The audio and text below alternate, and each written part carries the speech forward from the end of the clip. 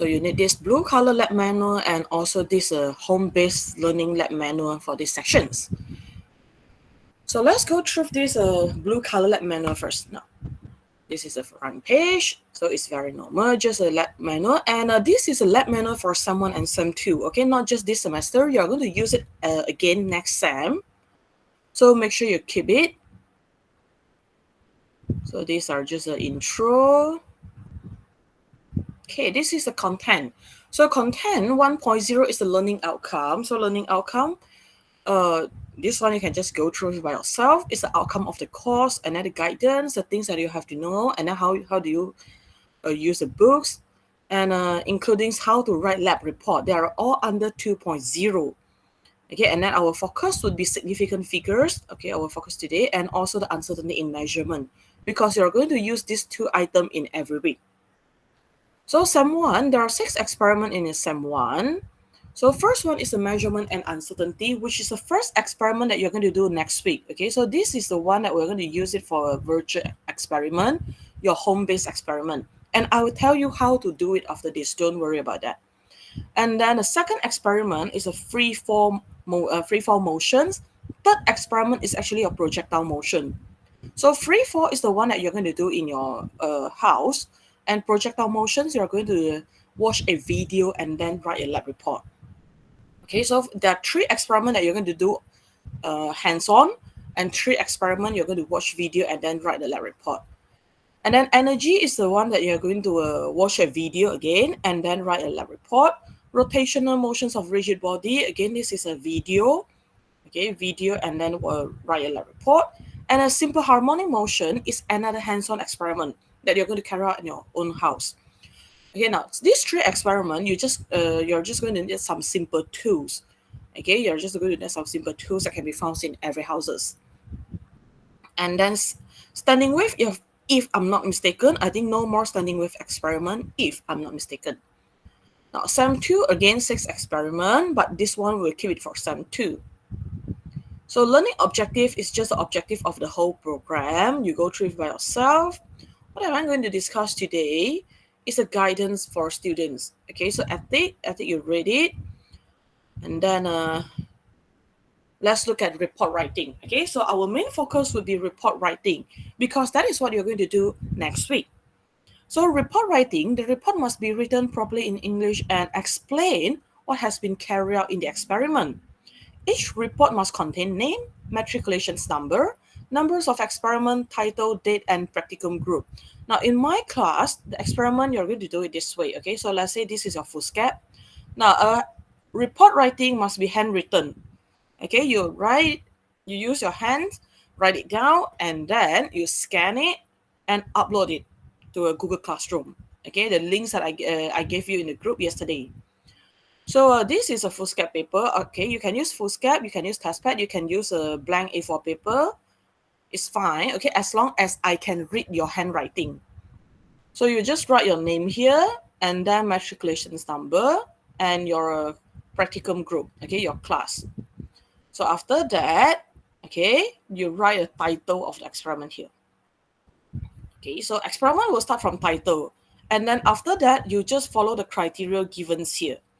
Okay, so title, objective, theory, apparatus, and so on. Follow the categories given in your lab manual. Okay, because that is the criteria that will be marked in your report writing test. So first, you need to write down the objective. Objective can be found in lab manual, and I will tell you where to find it. Okay, objective, you can just copy it from the lab manual. And then theory. Now, theory in university, you have to do your own background research. You have to write it down by your own. You have to do your own research. In matriculations, we are being very nice to you. Why? Because we give you everything's in the books already. What are you going to do? You just copy it out. Okay, you can copy 100%. That's fine for theory. Okay, just theory. So objective can be found in an experiment. Theory, you can just copy it out. And then apparatus, okay, apparatus will be given in the lab manual as well. So the things that you have to add in the list of apparatus is the range and also sensitivity, especially sensitivity. Okay, so range with or without it, I don't mind. Actually, why? because quite a lot of apparatus, they don't have a range, especially when you're using the digital tools. Okay, but sensitivity is a must because it tell me what is the uncertainty of your reading. Okay, the uncertainty in your results, in your calculations. So you write out the list, the apparatus, and then you just put a bracket behind it. Okay, so what is the apparatus that you need to include its sensitivity? Now, all measuring apparatus. Okay, all measuring apparatus that you use in the lab, it must come with a sensitivity. So in the list of apparatus, you must include its sensitivity. Okay, so measuring apparatus is the apparatus that you use to measure and get value, get data. So all those all those apparatus need to have sensitivity. Procedure is given as well, but then you have to change it into passive sentence. Yes? Kalau macam example sensitivity for apa tu penimbang macam mana? For Kamu kena tengok lah penimbang dia penimbang. punya kamu kena tengok dia punya skill. Okay, skill yang paling kecil tu kita panggil sensitivity. So Oh, kalau okay. paling kecil dia boleh measure 1 gram, dia punya sensitivity 1 gram. Okay. Thank you, madam. Okay.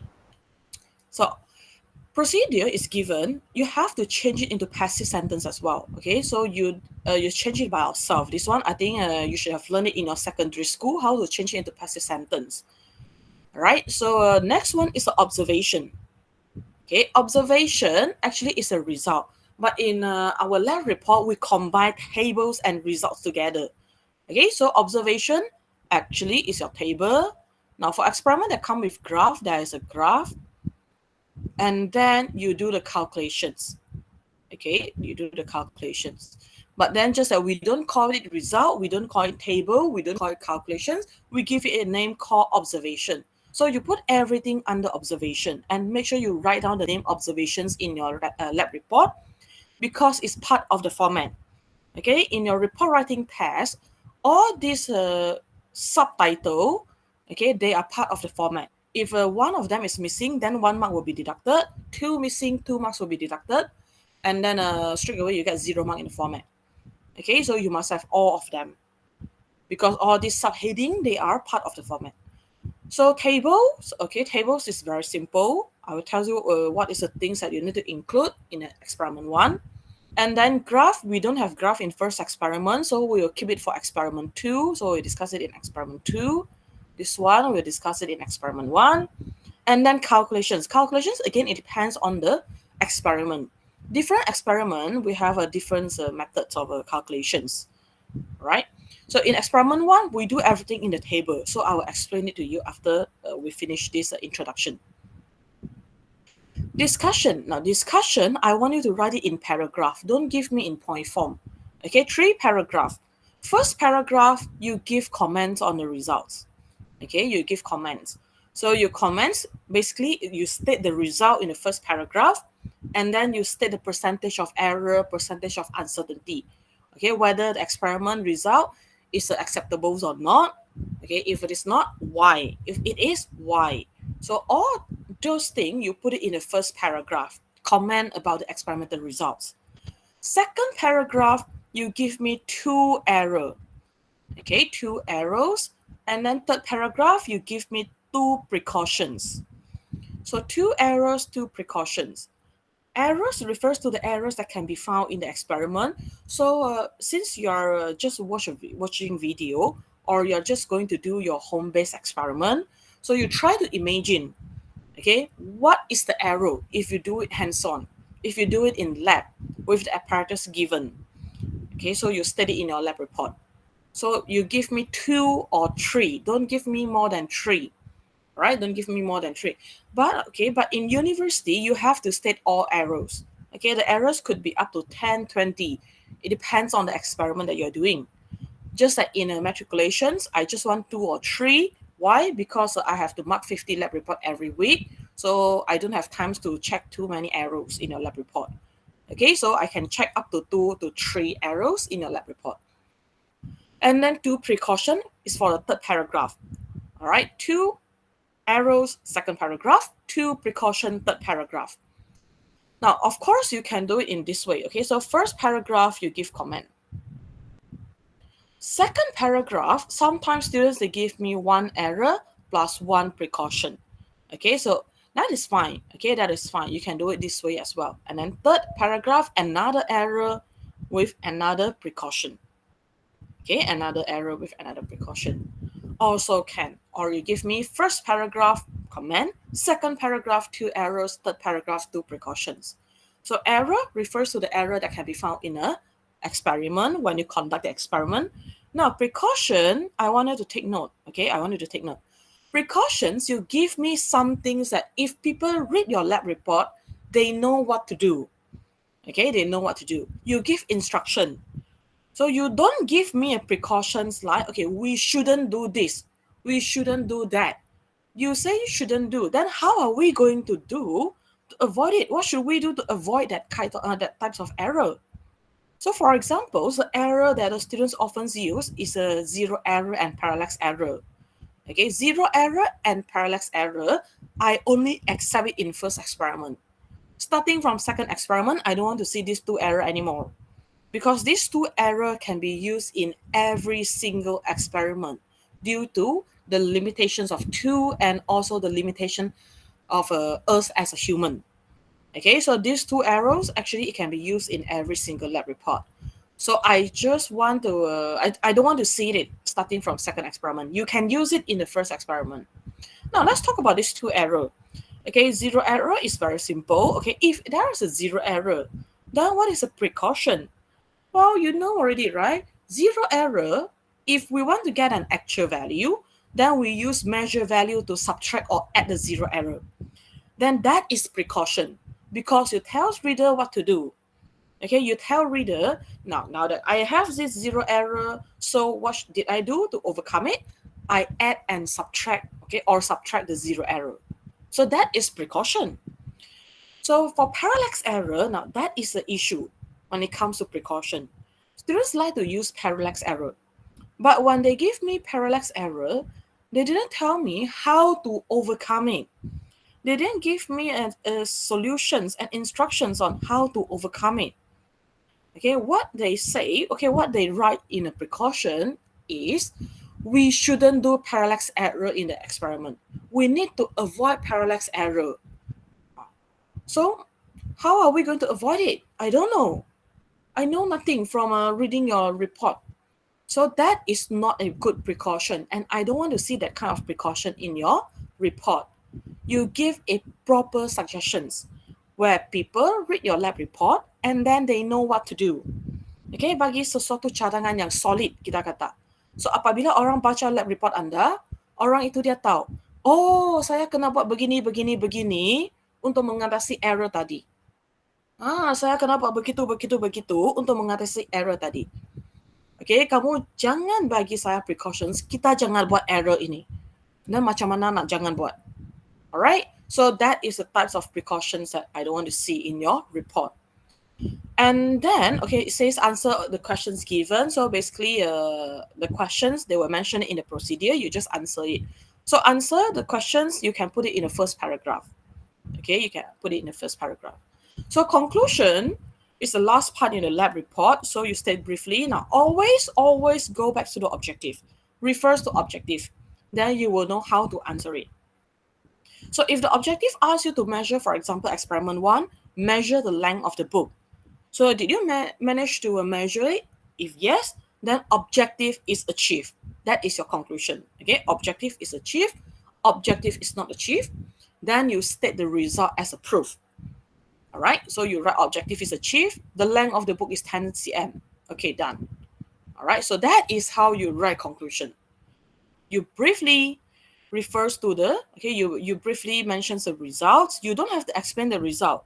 Okay, you don't have to explain what is the percentage of error, percentage of uncertainty, blah, blah, blah. You just say, okay, the results that you obtain is, okay, 10 cm. So objective is achieved because you managed to measure it, right? So if you fail to measure the length of the book, for example, okay, then you say objective is not achieved. Done. Okay, objective is not achieved. All right, so here there is a reminder. It says no plagiarisms allowed. Now, what does it mean by plagiarism? Plagiarism means copy your friend's work, okay? Don't copy your friend's work. If you get caught in plagiarism, both you and your friends are going to get 0 mark in your report writing, okay, especially in report writing tests.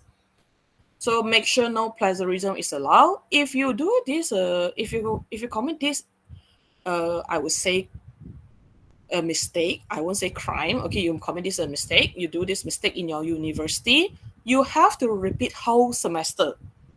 Okay, you have to repeat whole semester, or you have to repeat the whole module. Okay, sometimes it's a semester. Why? Because it's your final year project. If you fail your final year project, then you have to repeat whole semester. Okay, sometimes some university they don't allow you to repeat, then straight away they will kick you out. Okay, so remember, plagiarism is a very serious act. Don't do it. Okay, don't do it. In matriculation, it's a very good platform for you to practice, for you to try to write down the report in English, in BI. Okay, don't worry about your English. Why? Because I don't bother about grammar that much. In my class, what I want to see is your scientific concept. Okay, whether you understand the concept or not, whether you understand physics or not. Okay, I'm not going to check your grammar. I won't say, okay, now this is plural, this is singular, you're wrong. No, okay? No, don't worry about that one. As long as I can understand your content, as long as I can see that you understand the scientific concept, then that is fine. Okay, even in university, my lecturer, my prof, they don't bother about grammar that much. Okay, because of what we care, what a scientist care is a scientific fact. Okay, scientific concept. So significant figures is the numbers that has a meaning, okay, that carry meaning. So sometimes we have a very huge number. For example, you say approximately 1 million. So 1 million means that one carry a meaning. The zero behind it, it doesn't have any real meaning. It doesn't represent any actual figure. Okay, because we round up the numbers to approximately. So approximately 1 million, one has a meaning because it carries in numbers, it carries an actual value, but the zero behind it, all of them, they have no meaning. So in that case, we say the significant figure is just 1.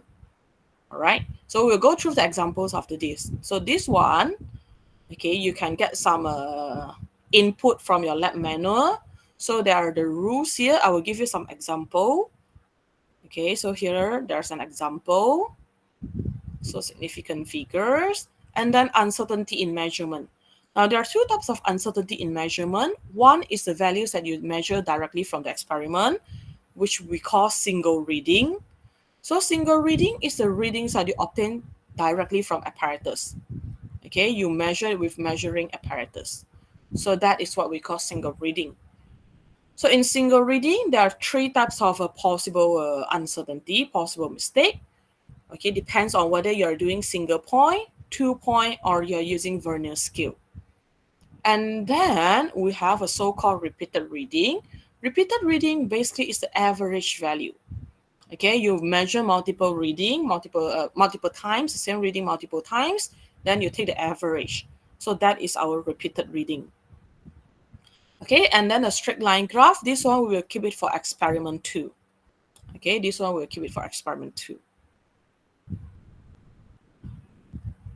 So the graph is a very, very long part. The calculation is quite long. Okay, so we'll discuss it before you conduct a second experiment.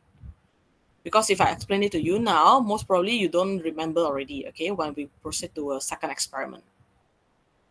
Okay, as you can see, it's very long.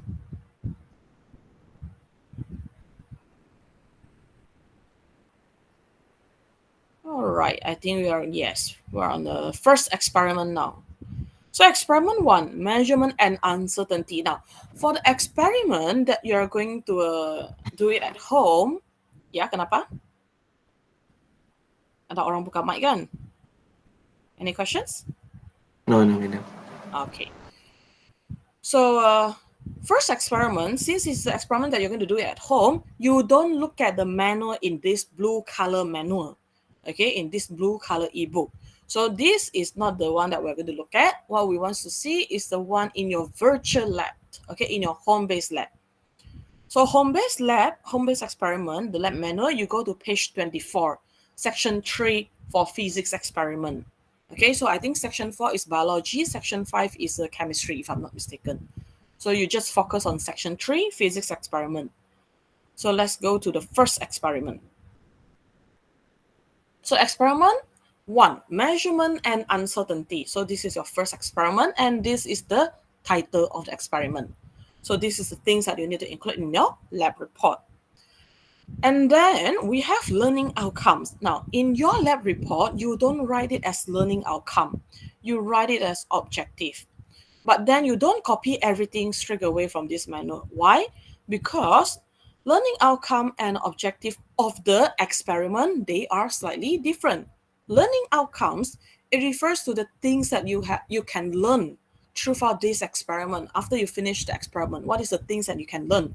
Objective of the experiment is what we want to do in this experiment. Okay, that is something that is a slight difference between the learning outcomes and objective. Learning outcome is what you learn. Objective is what we want to do in this experiment. Okay, so you don't copy everything from your manual. Okay, so learning outcomes say at the end of this section, students should be able to measure length of various objects and determine the uncertainty of lengths of various objects. But when it comes to objective, okay, you don't write this first part. You don't write at the end of this section, students should be able. Okay, you remove this one, and then objective start from 2. So first objective is to measure length of various objects. Second objective is to determine the uncertainty of length of various objects. So there are 2 objectives in this experiment. Okay, so you tell the reader what you want to do in this experiment rather than, okay, what is the things that you will learn at the end of the class. So we call it objective, but not learning outcome. Theory, you just copy everything. Okay, theory, you just copy everything. If you want to summarize it, also can, but make sure it contains all the important things in the theory. Okay, but the easiest way is just to record everything and go through it, read it. Okay, so measuring some physical quantity is part and parcel of any physics experiment. It is important to realize that not all measure values are exactly same as the actual value. Now you can say all of the measure value, okay, they are not the same as the actual value. Why? Because of the limitations of the tool that we use.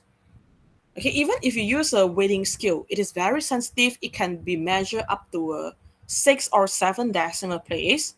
Okay, but sometimes the actual value could be up to 9 or 10 decimal point. We don't know. Okay, because of the limitations of the tool. Therefore, okay, we will say not all all of the measure value, okay, all of the measure value, they are not exactly the same as the actual value because of the limitation. And of course, because of the error that we made during the measurement. Okay, so the errors that we might make or the apparatus that we use, they are not sensitive enough. So there are 2 possible errors in every single experiment. One is the limitations of tool, and one is the limitations of us as a human. And then, okay, let's proceed to the second paragraph. The uncertainty of a measurement depends on the types of measurements and how it is done. For a quantity x with uncertainty delta x, we record it as below. So how we record the measure value, okay, the data in physics lab. Okay, for example, the length of the book you measure is 10 cm. Okay, you got 10 cm is the length of the book. And then the uncertainty. Now, uncertainty is similar to sensitivity, but it is not exactly the same as sensitivity. Sensitivity, it refers to the smallest scale that can be measured. Okay, smallest value that can be measured with that tools. Uncertainty is the error. Okay, the error of you as a humans who might who might make a mistake. So uncertainty, for example, now the uncertainty of a meter ruler, let's say is a 0.1 cm. Okay, if the uncertainty is 0.1 cm, then the way that you're going to record the length of the book is, now you open up a bracket. If you look at uncertainty, it comes with 1 decimal point. Okay, it comes with 1 decimal point, 1 decimal place. Therefore, when you write this 10 cm, you need to add a decimal place.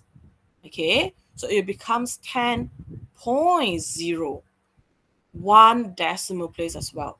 Okay, because of the uncertainty. So uncertainty is 0.1. The measure value that you record must come with 1 decimal place as well. So 10.0 plus minus uncertainty is 0.1, you close bracket, cm. Okay, close bracket, cm. So this is how you record measure value in physics lab. All right, every measure value, the value, the data that you measure with measuring apparatus, it must come with uncertainty. Okay, this is a must.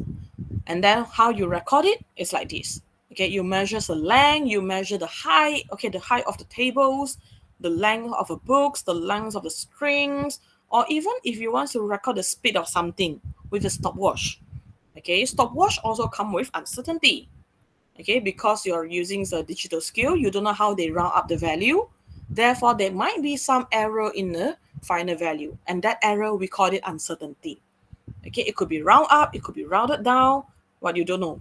Okay, so we put uncertainty in all measure value in physics lab. Anything you measure, anything you record with a measuring apparatus, it must have uncertainty. All right. So the relative uncertainty of measurement is defined as delta x over x. Okay, this is not that important. The things that we want to include in our lab report is percentage of uncertainty. Okay, so you measure the length and then you determine the uncertainty and then you calculate the percentage of uncertainty by using delta x over x times 100%.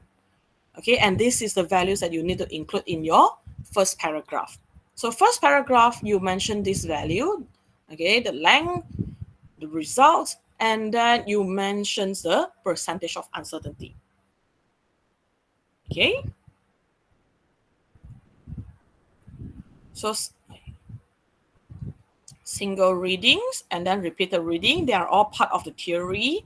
You need to know how to calculate the errors of a single reading and also a repeated reading. Okay, now let's proceed to apparatus. So apparatus, you need 2 books. Okay, these 2 books, you're going to use your own books, but make sure these 2 books, they come in a different size. Okay, so perhaps you can use the exercise book from your secondary school, which is a small size one, and then the textbook, a one with a larger size. Okay, you need 2 books. Now, don't tell me, madam, I cannot do this experiment. Why? Because my house don't have any books. That is impossible. Okay, if you don't have any books, you take 1 minute, go to your neighbor's door. Okay, you knock and you ask for 2 books. I believe your neighbor should have it if you don't have any books in your house. Okay, so you need 2 books with a different size. And then a 30 cm ruler. Now, ruler, if you look at your ruler, okay, the smallest scales that can be measured is 0.1 cm. Okay, most of the time is a 0.1 cm.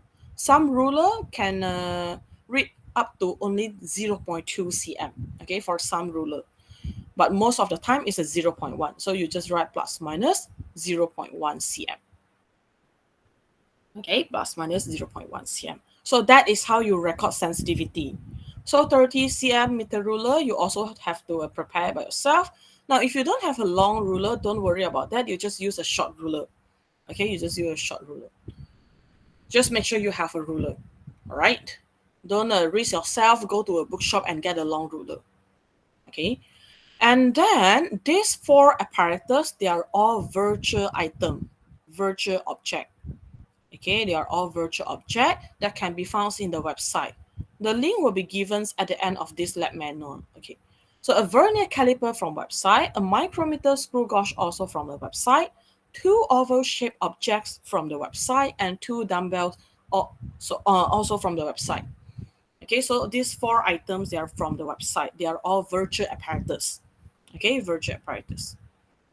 So procedure 1, choose the appropriate instruments for the measurements of a length of the books, and then the diameters of an oval object, size, oval-shaped object, and then the width of a dumbbell handle. So you change it to passive sentence. Okay, you change it to passive sentence. And then step number 2, for task 1 to task 3, perform the measurement and record the data in the following table for at least 5 readings. Okay, at least 5 reading. Refers to table 3.1 as an example. So this is how you record your data. Okay, so first column, you just state which reading it is. First reading, second reading, third, fourth, and fifth reading. If you look at second column now, okay, the length of the book, as you can see here, I put uncertainty in a bracket. Okay, so all the measure value, they must come with uncertainty. And uncertainty, you put it in the header of a table. Okay, header of the table. So length of the book symbol is L, and then bracket plus minus 0.1 and the unique. Okay, you give the value and also the unique in the header, in the bracket. And this one, 0.1, is the uncertainty for single reading. Okay, this is a single reading uncertainty. So the uncertainty that you obtain from every single measurement. Okay, so they are the same. Why? Because you're using same ruler to measure them again and again. Right? To measure them again and again. So now let's assume the first readings that you obtain is 10.0 cm. When you repeat it again, you obtain 10.1. When you repeat it again, you got 10.1 again. You repeat it again, you got 9.9. And then you repeat it again, you got 10.2. Now I have all 5 reading. Then here, this table, you don't have to write out the equations. Yeah, equations, you don't need to put it in our results. So equation is just in procedure, not result. In the result, you just write down the average value. So 10.1, 10.0, 10.1, 10.1, 9.9, 10.2, you calculate the average value. Okay, I think it should be approximately 10.1. Let's assume it's 10.1. Okay, so now I obtain an average value, 10.1. Let's proceed to third column. So what are we going to do in third column? If you look at this formula, it say you use average value minus Li. What is Li? I represents the sequence of the readings that you recorded just now. Okay, so you have the first, second, third, fourth, fifth. So the I, if I equals to 1, then you use average value minus your first measurement. Okay, so 10.1 minus 10, you got 0.1. And then 10.1 minus L2, okay, minus L2, so you got 0. Now 0.0. Everything in your table, they must be consistent. Okay, the decimal point must be consistent. So first value, you have 1 decimal place. Second value, you need to make it becomes a 1 decimal place as well.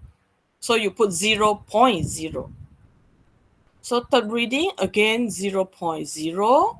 Fourth reading, now this one is still a positive value, fine. The fifth reading, you want to use average value minus Li.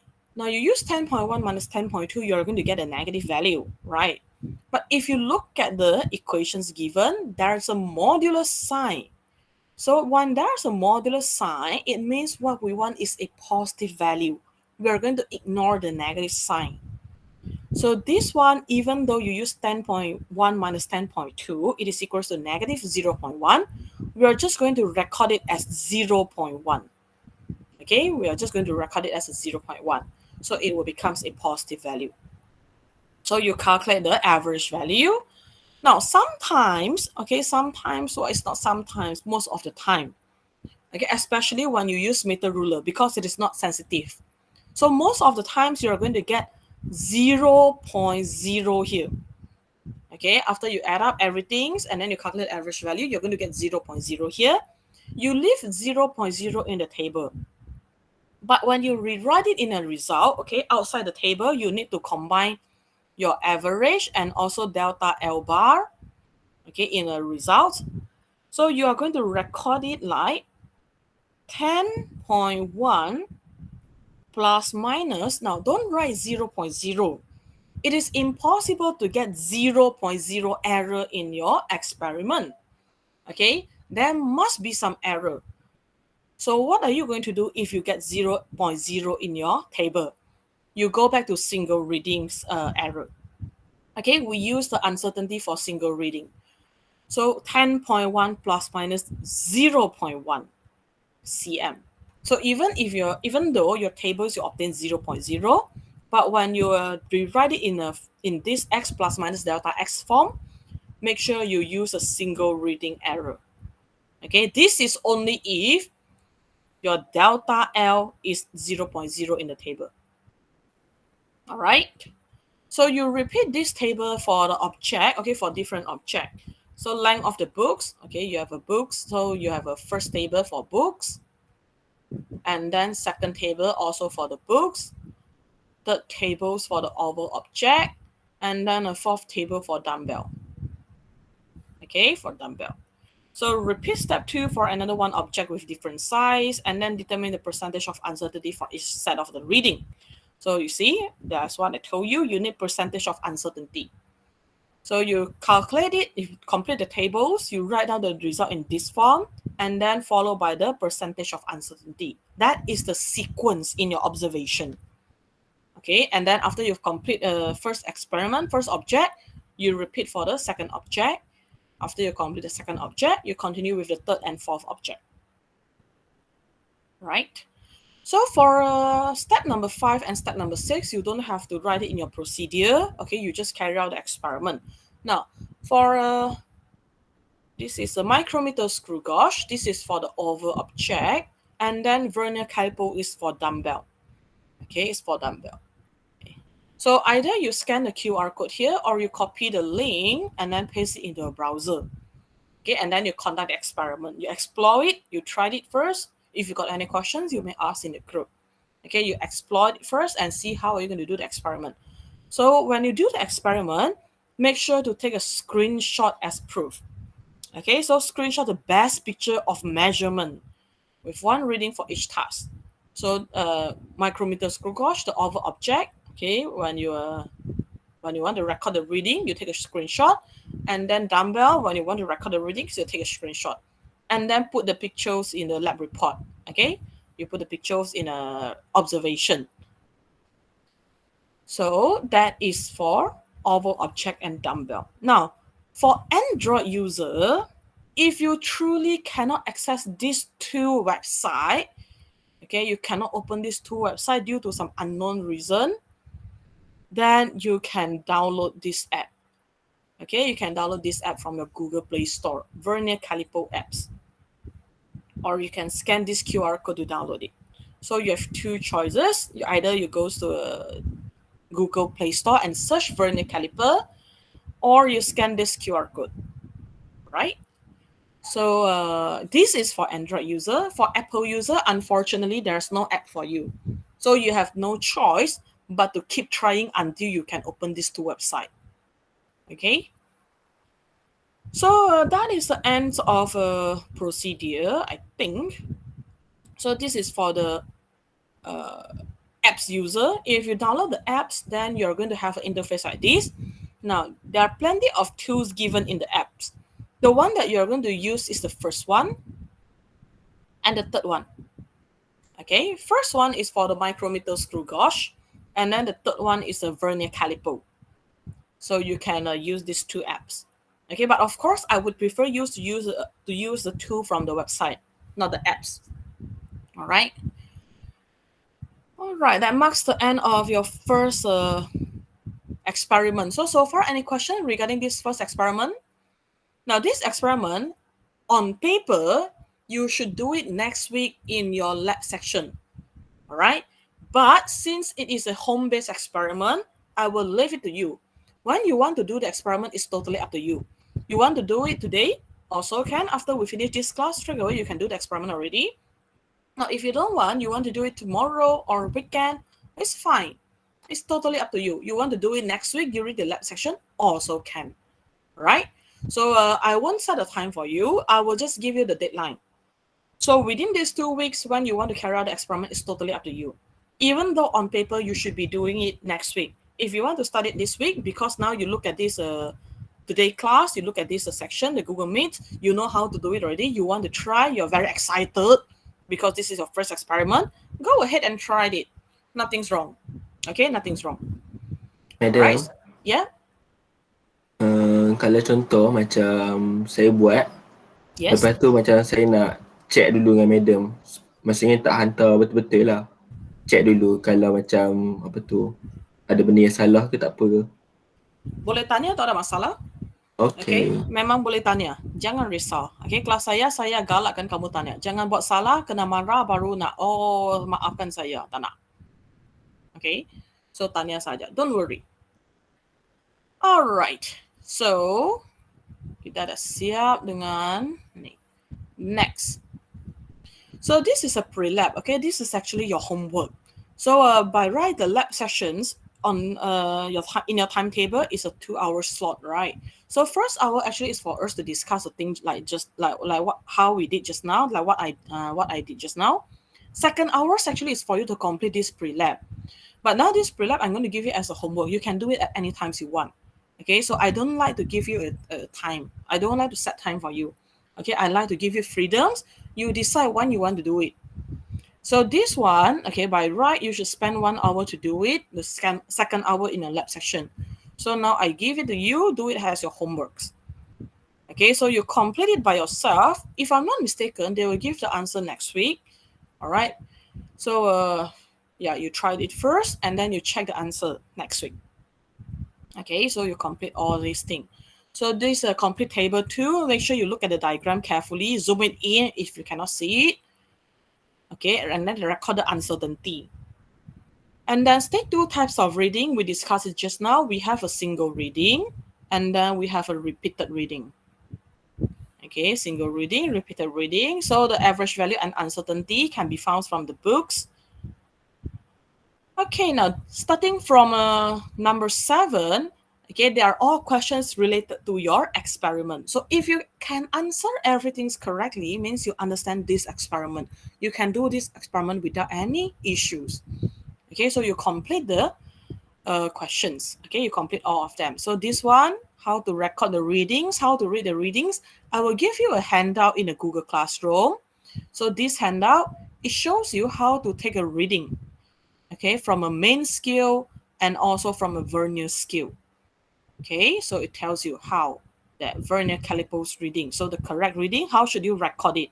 Because there is an uncertainty. Now, don't trust the uncertainty in this handout. Why? Because the tools that I use is 0.01 cm, but sometimes it could be 0.02, it could be 0.05.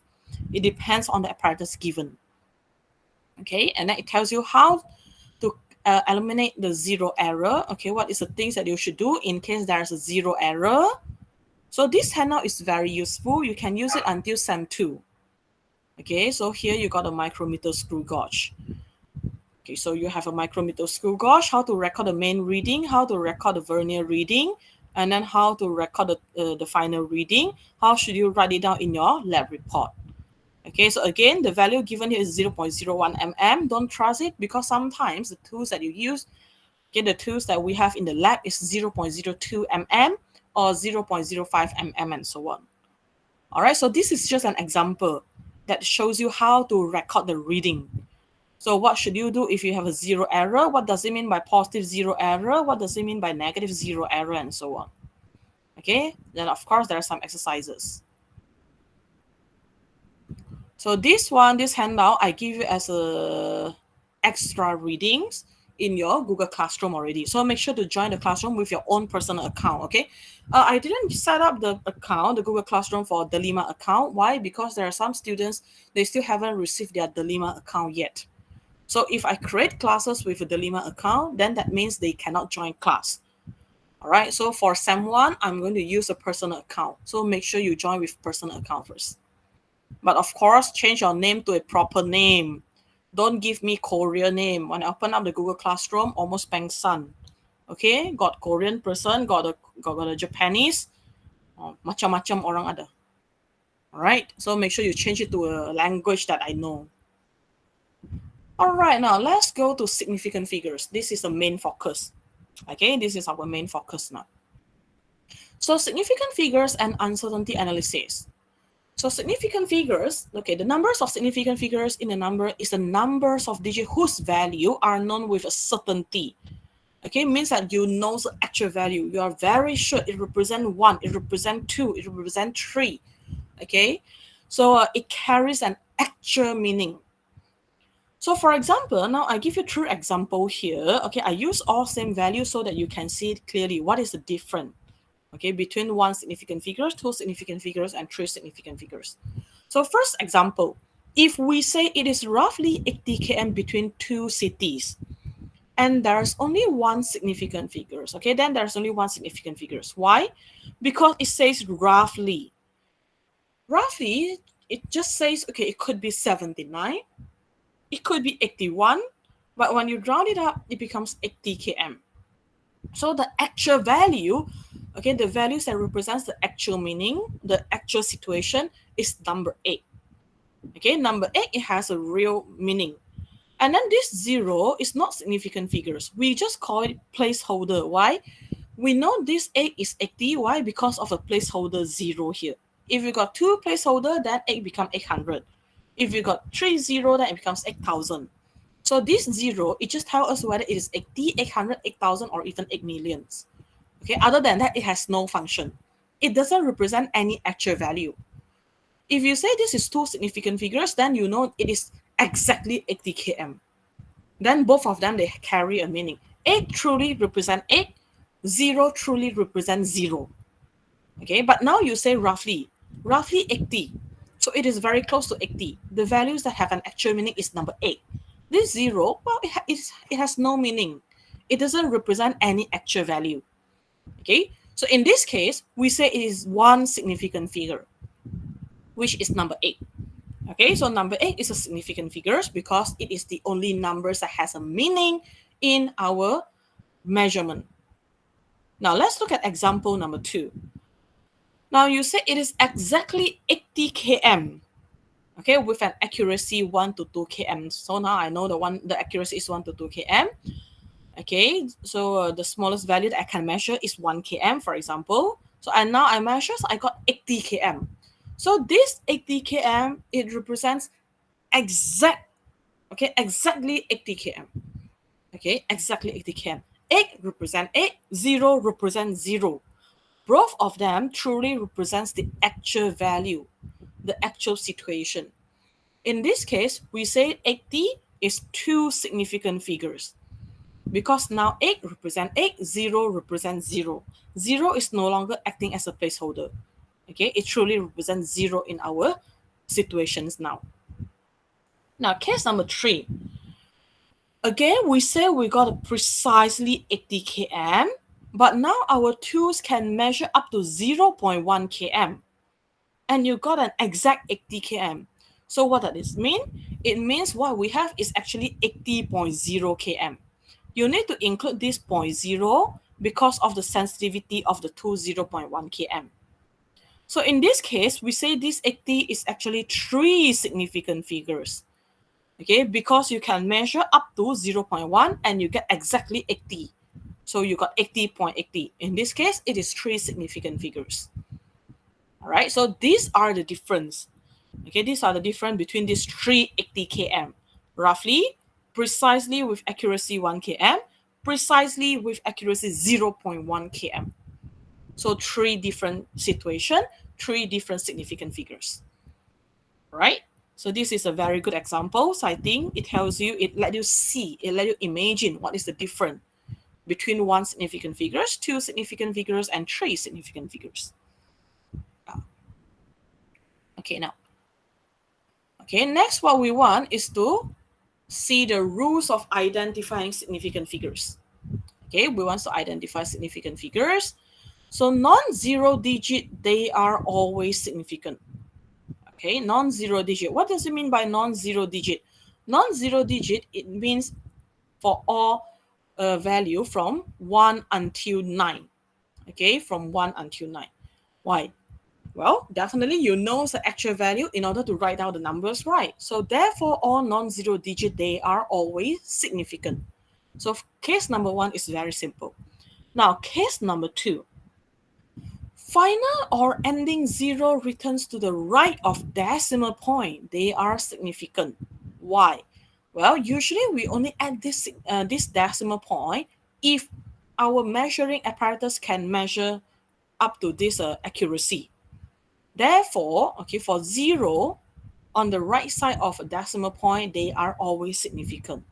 So now you have 5.0, therefore it is 2 significant figures. because when we write it as 5.0, it means our tool can measure up to 0.1. Okay, up to 0.1 cm or 0.2 cm. So we can truly get this value, and this 0, it represents a true 0, the actual 0. Okay, so final or ending 0 written to the right side of decimal point, they are significant. Now, 0 written on either side of decimal point for the purpose of spacing. Again, we call it placeholder. Okay, we call it placeholder. Then they are not significant. So for example, if you have 0.050, these two 0, okay, on the right and on the left of decimal point, these two 0, they are just acting as a placeholder for this 50, okay, for this 50. With or without them, it won't change our actual value 50. Why? Because this 50 actually can be written as 5.0 times 10 to the power of negative 2. Therefore, you see, with or without the 20 in front of 5, it won't affect our reading. It won't affect our results. Therefore, this 20, we are going to call it placeholder, and they are not significant. Because with or without it, it won't change my 5.0. Right? So that is case number 3. Case number 4, again, is very simple. Any 0 written in between significant figures, they are always significant. So 505 is 3 significant figures. Okay, because the 0 is located in between two numbers, two non-zero numbers, non-zero digit. All right, so these 4 rules, you have to always remember it. Why? Because it will be tested in your practical test and also your report writing test. We will check significant figures. Okay, we will check significant figures in your calculations, in your table, and then when you record the tables, when you record the experimental value, when you carry out the experiment, we will check the significant figures as well. So it will affect your results, okay? It will affect your test results. So make sure you remember the rules, okay? These 4 rules. Now, what happens in the calculations? Now, usually we measure it to calculate something else. Okay, we measure something to calculate something else. So it means that we are going to use that value in the calculations. So in our calculations, there are some multiplications or divisions, additions or subtractions. So we have to use difference rule in determining how many significant figures that we want in our results. All right. So for operations, multiplications or division, okay, for multiplication and division, we use the rules of least significant figures. What does it mean by least significant figures? So you look at this operation, you find the one with the fewest significant figures. Okay, let's start from the first one. 0.754. This is a 3 significant figures value. Okay, because I have 745 in our numbers. So 3 non-zero digit with a placeholder, so 3 significant figures. The second numbers in an operation is 2.2. 2.2 is 2 significant figures, obviously. Okay, and then we have 3.885, 4 significant figures. 3 significant figures, 2 significant figures, 4 significant figures. Which one have the fewest significant figures? Obviously, it's 2. Okay, 2.2 come with fewest significant figures. Therefore, our final answer must be 2 significant figures as well. So you round up your final answer to 2 significant figures. Okay, kamu round up dia menjadi, kamu bundakan nilai dia menjadi 2 significant figures. Kenapa 2? Sebab bila kamu tengok operations ini, okay, yang pertama 0.745 ada 3 significant figures, 2.2 2 significant figures, 3.885 4 significant figures. Bila kamu bandingkan 3 ini, 2.2 punya significant figures paling sedikit, iaitu 2. So final answer kita pun mesti guna 2 sahaja. Okay, that is the meanings of least significant figures rule. Now, if you do addition or subtractions, then you are not going to look at the significant figures. You are going to look at the locations of decimal point. Okay, the locations of decimal point that give you the largest uncertainty, which is the least accurate. Okay, paling kurang tepat, paling tak sensitive, least accuracy. So when you compare these 3 values, 3 decimal point obviously is very, very sensitive. This is 1 dp, and then this is 2 dp. So the one that is least sensitive is 1 dp.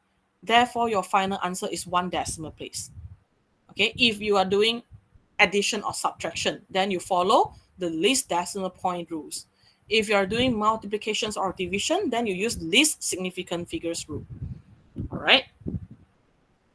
So that is the end of significant figures. So uncertainty, I will go through it quickly because we're a bit running out of time.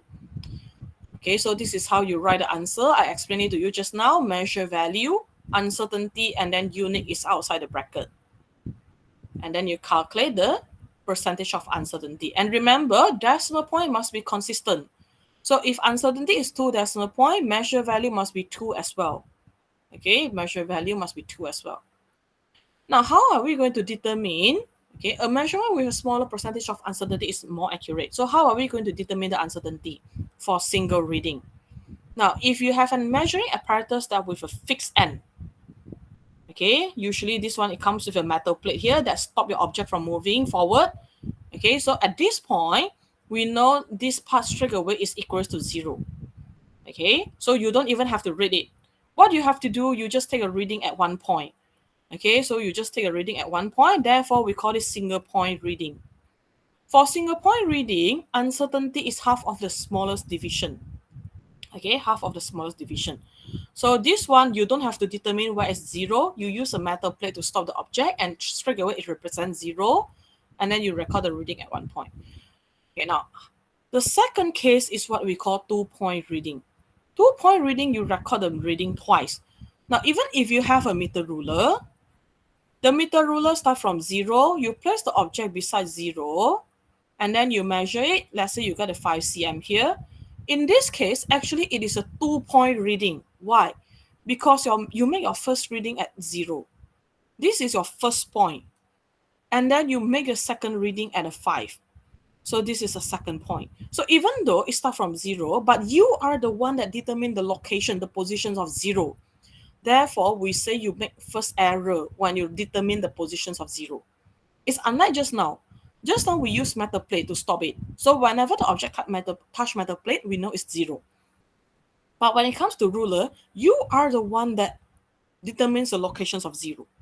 Okay, you are the one that justify, okay, now my object is beside 0. But whether it is exactly at a 0 or not, we don't know. Okay, it is exactly located at a 0 or not. There's nothing else. There's nothing that can tell us whether it's true or not. All right. So you make error twice when you record it with a ruler. You determine the positions of 0. You determine the positions of 5. You make error twice. Therefore, the uncertainty you have to times 2. So delta x is equals to 2 times half of the smallest division. Okay, just because you make error twice. All right. So next is the vernier scale. So for vernier scale or digital tools, okay, or digital tools, you just use the smallest division. Okay, you use the smallest division. You don't have to think whether it is 1 point or 2 point. Okay, so the rest is for your graph. So we'll keep it for a second experiment. This is an additional knowledge, extra reading. You can read it, but you don't apply it in metric. Okay, it is true. Sometimes we cannot follow the rules. Sometimes we have to use a bit of common sense. Okay, but in metrics, we want you to practice to use the rules. Okay, kita belajar rules di metric. Walaupun kadang-kala dia kurang tepat, tapi kita belajar rules dulu. Okay, so ini sebagai bacaan tambahan, tapi jangan apply dia di sini. Alright? So I think that marks the end of today's class. You need to proceed to your second class already. So any questions? Any questions? No, madam. Semua okay kan? So kalau semua okay, anda boleh keluar meet sekarang, pergi ke kelas seterusnya. Okay, that's 10 AM. So you may leave the class now. Okay, thank you, madam. Take care. Thank you.